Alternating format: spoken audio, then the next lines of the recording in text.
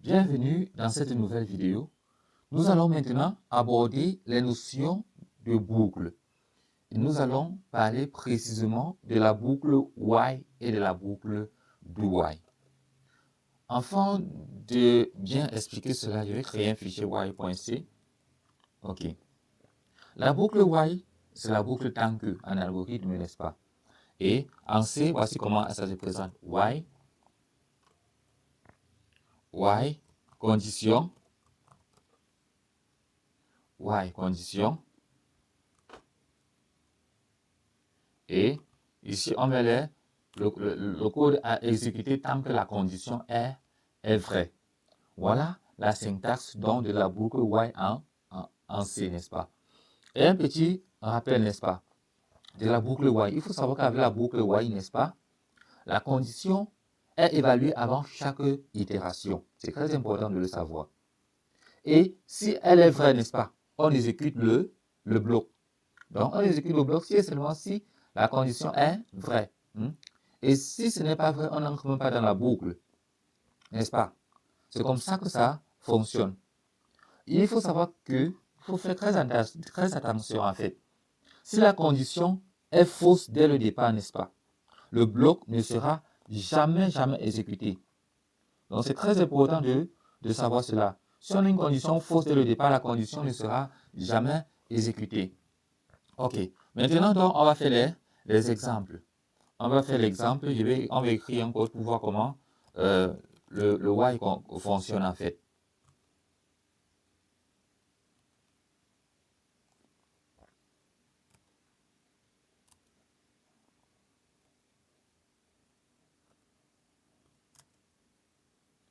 Ok. Bon, supposons, voici le code qu'on va écrire, n'est-ce pas? En fait, un code qui permet d'afficher juste le i. Voilà. Maintenant, qu'est-ce qu'on va faire maintenant? On va dire que tant que y, n'est-ce pas, i, par exemple, plus petit que 5, qu'est-ce qu'on fait? Si i est plus petit que 5, qu'est-ce qui va se passer? Si i est plus petit que 5, qu'est-ce qu'on doit faire? Oui, on affiche i. On affiche i et on incrémente. Tout sera ici. Ok, il faut respecter la syntaxe. C'est très important. Mettons notre point virgule, n'est-ce pas? Ok, il y a notre i. Actuellement, on a i comme ça. Une i. Il faut une condition qui va permettre d'entrer dans la boucle. Par exemple, si i, oui, disons i égale à 0, par exemple. I est égal à 0, donc i est égal à 0. Tant que i est égal à 0, on va afficher i. Ok. Et on va afficher i. Et lorsqu'on affiche i, on va incrémenter. Voilà. Testons pour voir le résultat. GCC.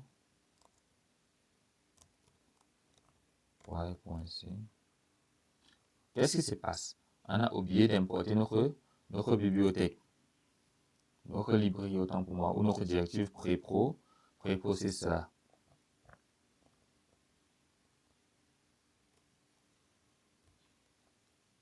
Ok. On va recompiler.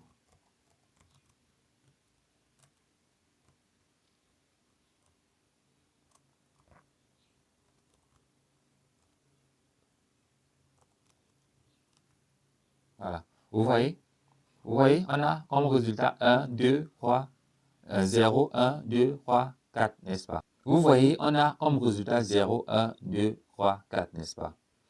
À la première itération, on va afficher, on sait que c'est 0 déjà, n'est-ce pas? À la deuxième itération, n'est-ce pas? I plus i. Donc, à la deuxième itération, i est égal à 1. Je ne sais pas si vous savez ça. En C, n'est-ce pas, la première itération commence toujours à partir de 0, après 1, 2, 3, 4, 5. Donc, ici, nous sommes à la deuxième itération, n'est-ce pas? Donc, à la deuxième itération, on prend donc le 0 qui était là, on fait plus 1, puisque c'est i plus i. Voilà. La nouvelle, le niveau I, c'est 1. Après, on fait encore I plus I à la troisième itération. La troisième itération, le niveau I, c'est 2. Ainsi de suite. J'espère que vous comprenez en fait comment ça fonctionne. Voilà. Et il y a aussi un piège que souvent certaines personnes font. Voilà. Imagine, tu enlèves le I++ là. Exécutons pour voir ce qui va se passer.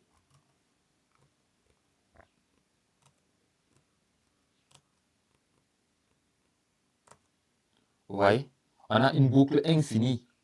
Tu tournes seulement en boucle. La boucle, ça ne doit jamais s'arrêter. Ça ne doit jamais s'arrêter.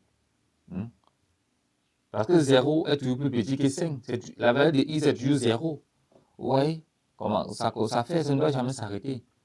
Imagine, tu ne maîtrises pas la boucle pour, la boucle while. Tu écris ça, sans respecter les normes. Sans permettre un cas qui va permettre de résoudre la condition, ce que ton programme va planter, c'est mort pour ton serveur. Je ne sais pas si vous voyez. Ok, on va arrêter l'action. Donc vous voyez, la boucle est infinie tant que l'utilisateur, une action extérieure n'est pas déclenchée, n'est-ce pas? Ok. Bon, on va remettre n'est-ce pas ça? N'est-ce pas? Maintenant, I, mettons I par exemple égale à 8. Mettons I égale à 8. On va recompiler et réexécuter. Rien ne se passe. Donc, le bloc ne doit jamais s'exécuter, n'est-ce pas? Parce que en fait, on n'entre jamais dans la condition. Donc, c'est très important de comprendre vraiment comment est-ce qu'on utilise la boucle while en fait. Ok. Et maintenant, donc, nous allons passer à la boucle do while. Répéter jusqu'à do while. La boucle do while. Je vais créer un fichier do while.c afin de vous permettre de bien comprendre ça. Déjà, il faut savoir la syntaxe. La syntaxe, c'est quoi? C'est do. Ok. Do, n'est-ce pas? While, condition. Do, on met les instructions ici, là. Donc, ici, là, c'est le bloc des instructions. Donc, c'est ici qu'on met les instructions while condition. Ok. Maintenant, comment est-ce que ça fonctionne, cette boucle-ci? Dans la boucle while, il faut savoir d'abord que on exécute le bloc d'instruction une première fois d'abord. Ensuite, on évalue la condition pour voir si elle est vraie. Si elle est vraie, on répète le bloc. Mais si elle n'est pas vraie, on sort. Ok? Si elle n'est pas vraie, on sort. J'espère que ça se fait comprendre. Il faut comprendre son fonctionnement. Parce que c'est important d'utiliser la boucle adaptée en fonction du problème qui se pose. Ok. Pour ça, donc, on va écrire rapidement un programme qui va nous permettre de comprendre comment est-ce que la boucle while fonctionne.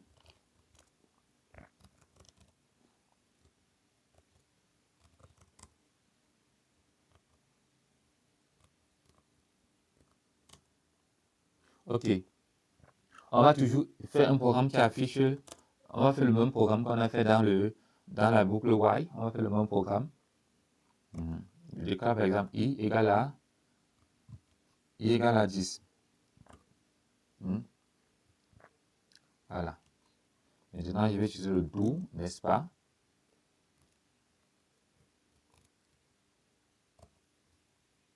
Ok. Le do.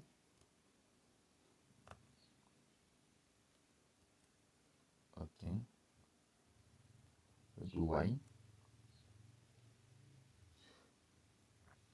Maintenant, while. Qu'est-ce qu'il faut, n'est-ce pas? Je veux afficher I, tant que I est plus petit que 5, n'est-ce pas? Et quelles sont les instructions que je veux vraiment? Printf, je vais afficher I, on met le format pourcentage D. Ok, donc je vais afficher I et incrémenter, n'est-ce pas? Oui, tant que I est plus petit, est plus petit que 5, n'est-ce pas? On va faire I++, c'est-à-dire on va incrémenter I. Ok, actuellement notre I c'est à c'est à 10. Testons pour voir comment ça fonctionne.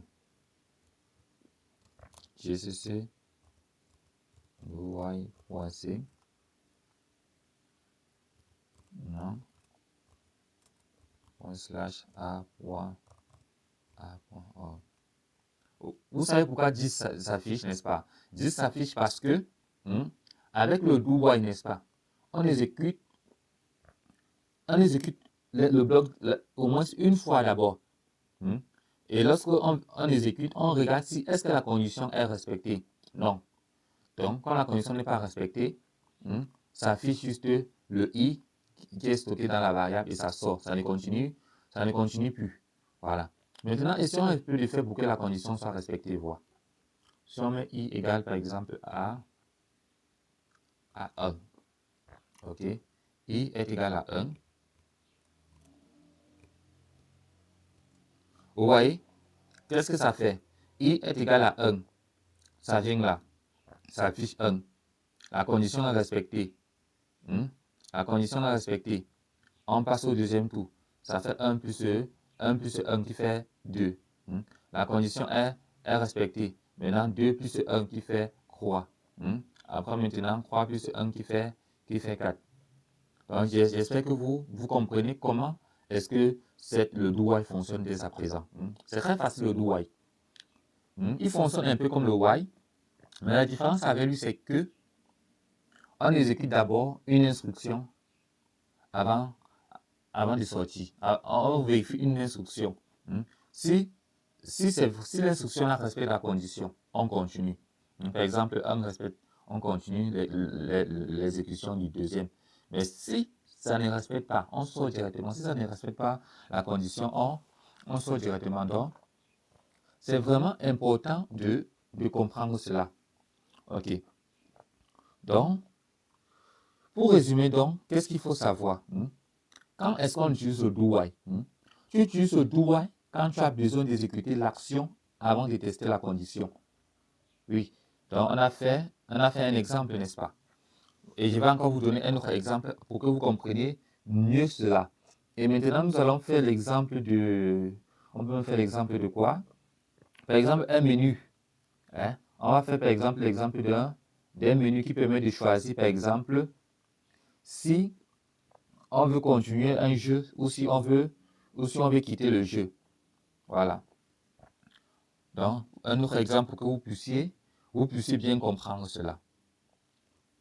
OK. Qu'est-ce qu'on va faire donc? Je déclare par exemple notre variable int, n'est-ce pas, que j'appelle choix. Notre variable choix de type int, autant pour moi, qui ne prend rien. Voilà. Maintenant, dans notre do while, qu'est-ce que je vais faire? Dans notre do while, qu'est-ce que je vais faire? Je vais dire d'abord printf. Printf. Qu'est-ce que je vais afficher là, n'est-ce pas? Je vais afficher, puisque c'est un jeu que je vais faire, n'est-ce pas?